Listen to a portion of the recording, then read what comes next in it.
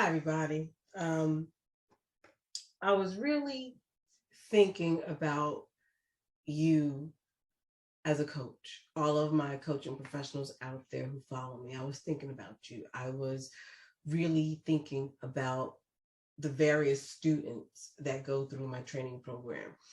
And one of the things that really came up for me is really helping people to get the idea of prioritizing themselves and understanding that they are a value, they are an asset, they are important. And if you are not prioritizing yourself in a way to help you achieve your goals, you're going to fail. And I see it time and time again, whether it's through coaching, whether it's through training within organizations, whether it's mentoring. If I can get all of these skills, do all of this stuff, and put in all of the work and the sacrifices right now, I'll be able to create that life I want later. I'll have everything I need to be where I want to be. And that is where we fail. That's where we fail. We take on so much chasing a goal and a dream, and we spread ourselves so thin that we have no focus. We can't think. We're tired, right? And so what I wanted to bring to you is the permission. Give yourself permission to prioritize yourself. How do you do that? Well, I'm going to tell you a couple of quick things.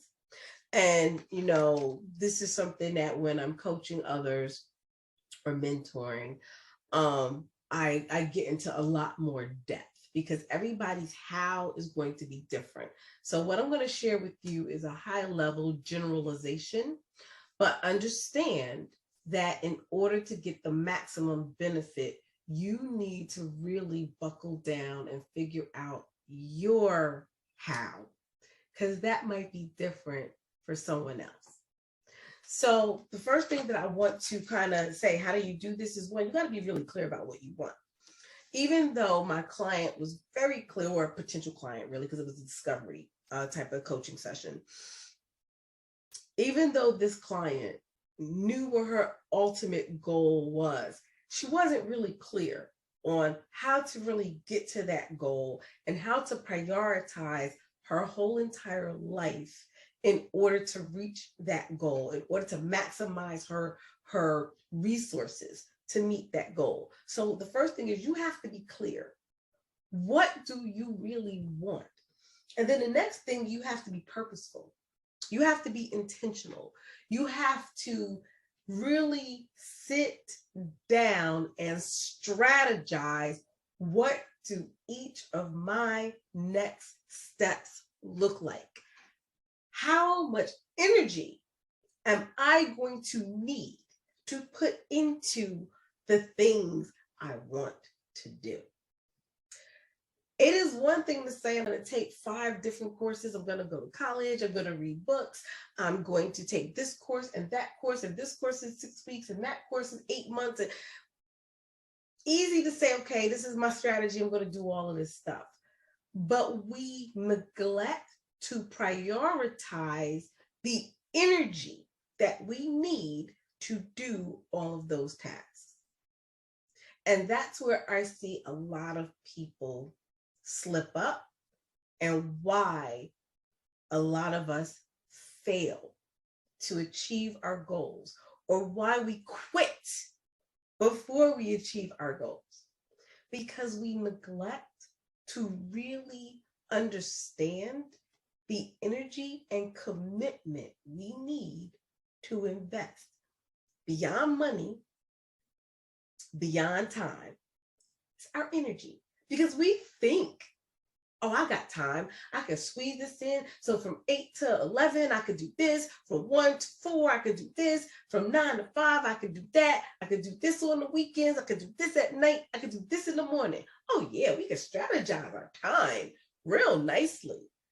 But we never factor in how much energy it's going to take us doing all of that, regardless of how you nicely schedule your calendar. You still have energy that you have to exert to complete everything that you have organized. This is what I mean by prioritizing ourselves. And you have to know you. That leads me to the next thing. You have to know you. You have to know when you function best. You have to know how often can you exert energy before you need a break. All of us needs that. And I am not a fan of the idea I'll quit when I die. I'll sleep when I'm dead. You're going to die a lot sooner than you think if you don't prioritize yourself.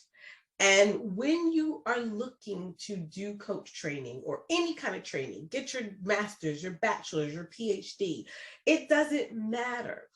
You have to understand how you need to prioritize yourself in conjunction with the agenda of other things that you need to do.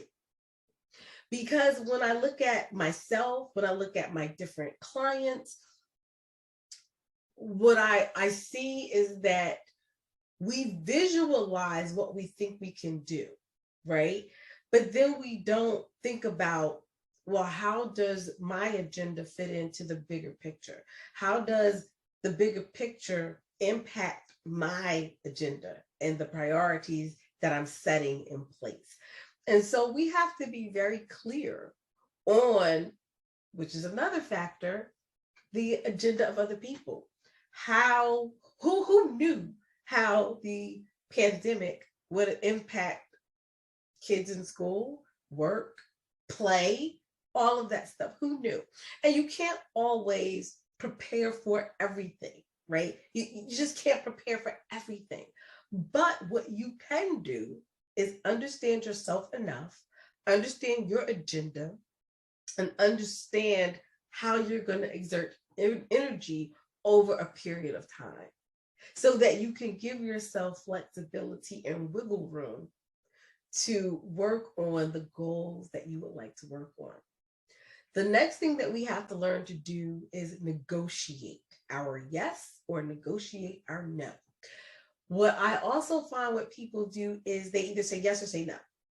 Again, without doing the work of understanding what will this entail? How will I leverage my resources, my time, my energy, my money?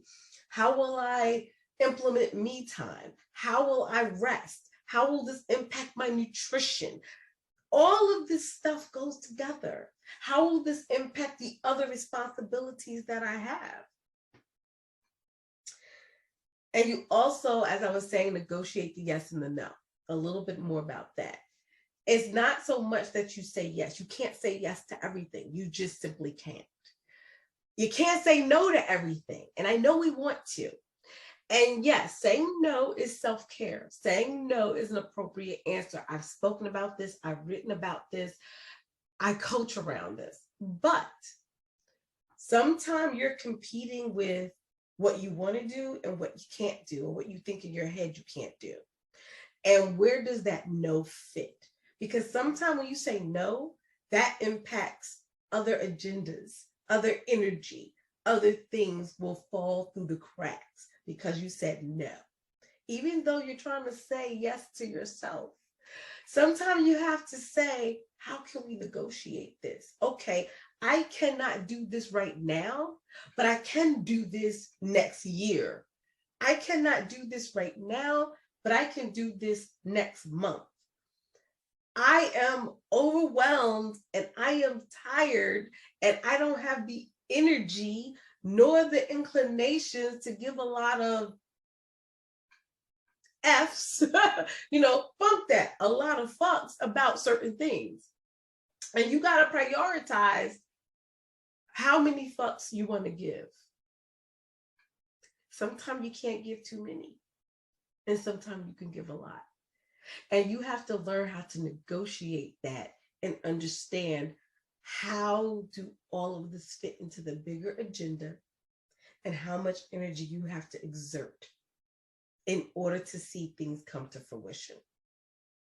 So that's what I'm going to leave you with. It is so important that you step back and really reflect on how you're going to spend your energy. Not just what energy, but how. Where is your energy going to go in your agenda? And negotiating with yourself and with others in accomplishing goals. Everything does not have to be done right now. It doesn't. And only when you understand yourself and understand what you truly want will you be able to realize how to negotiate and prioritize yourself, your energy, and how you move forward.